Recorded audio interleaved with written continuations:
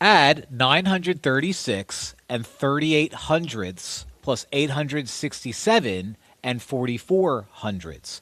Whenever you add decimals, it's basically like adding regular numbers. You just have to remember a few extra things. Line up your decimals, they already are, and when you add, you just bring the decimal down.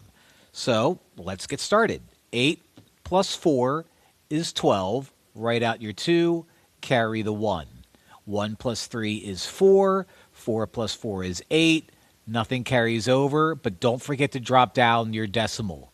6 plus 7 is 13. Write out your 3, carry the 1. 1 plus 3 is 4.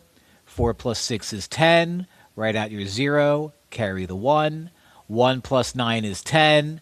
10 plus 8 is 18, so write out all of 18. Maybe add the comma there, and we end up with 1,803 and 82 hundredths.